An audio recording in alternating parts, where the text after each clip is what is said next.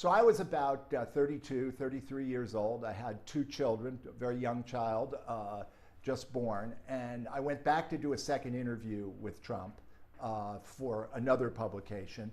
And we started doing the interview, and at some point he mentioned that he was going to do a book. And I said, "What's the book?" And he said, "Well, it's my autobiography." And I said, "Well, you don't have an autobiography yet. You're only 38 years old." And he said, "Yeah, I know, but they're paying me a lot of money. I'm going to do it." And I said, "Well, if I were you and you're going to write a book, I'd write a book called The Art of the Deal, because people are interested in deals, and they're interested in that part of you."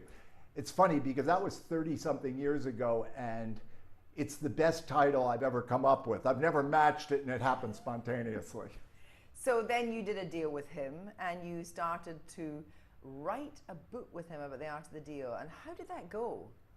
Well, it didn't go as expected, or it didn't go well, depending on how you would look at it. But from the very first time I sat down with Donald Trump, I quickly understood that he had an incredibly short attention span. And he got irritated very quickly by questions, had limited interest in answering them, and an even more limited ability to sit still. So no concentration? None. So when that proved impossible, then what happened? What happened was I first thought, maybe I'm going to have to abandon this book.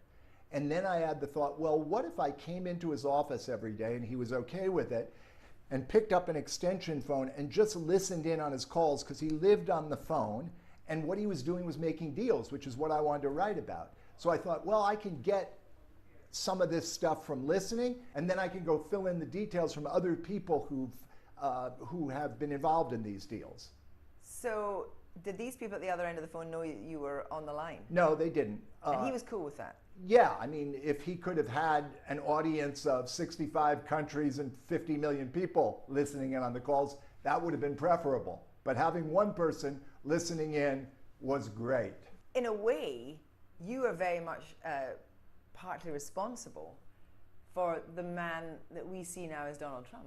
Yeah, I think I created a version of Donald Trump that was far more appealing than he actually is, and he actually bought into it and was able to, because he is a very good marketer, he was able to use that image to build his, I don't know what I'd say credibility, but certainly his fame and the interest in him. But did you actually, in the course of that, see him do bad things? He treated people very dismissively. He was intimidating. He was a bully. It was very clear that he lacked whatever it is that allows a person to be caring and compassionate or even reasonably kind. So I watched him behave badly, and I also became aware, and this is the most important thing about Donald Trump, that he had no conscience. He was sociopathic in the classic sense. Telling a lie did not bother him one bit. His idea of what to say was what he thought would work. If it happened to be true, fine. But if it wasn't true, equally fine. Did he ever ask you about yourself? Never. Never. Not only didn't he ask me about myself, he did know my name, so he called me Tony.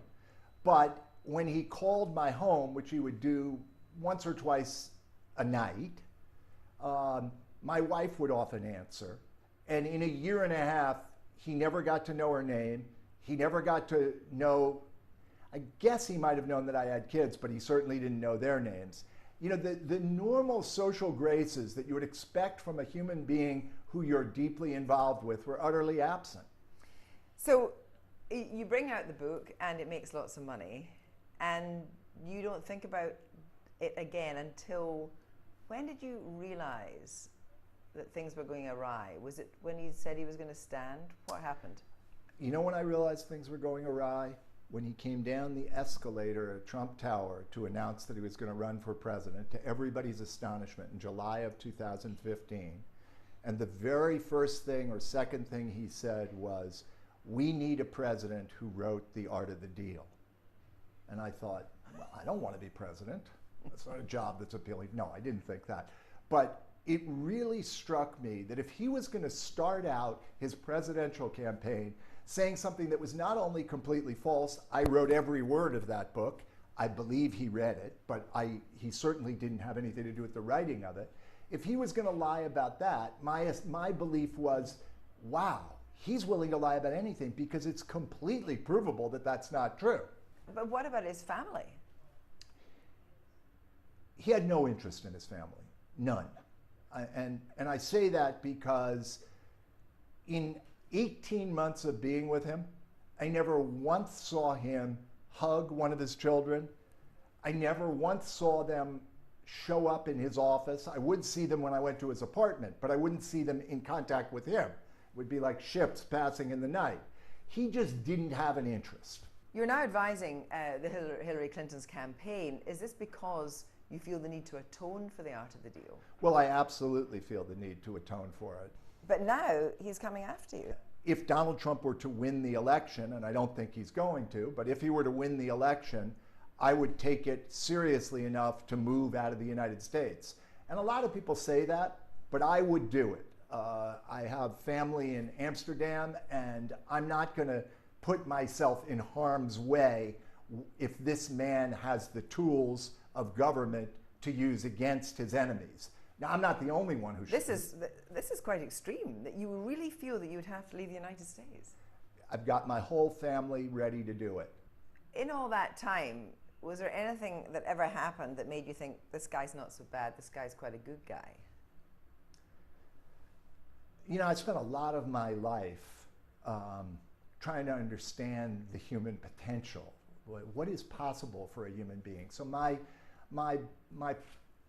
predisposition is to believe that all human beings are complex, and there's no such thing as pure goodness any more than there is pure evil.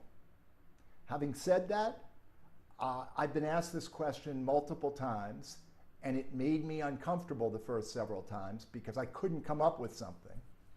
And now what I realize is that one quality that he has that has obviously been incredibly useful is a relentlessness. Donald Trump will come at you and at you and at you over and over and over again. You know, it's why he can say something completely patently and obviously untrue and get some percentage of people to eventually buy it, because this man doesn't stop. So if you could imagine that quality being used in the service of something virtuous, I can quite imagine that he would do virtuous things. If we're just talking about his character, no, there are no redeeming qualities. Not that I've seen.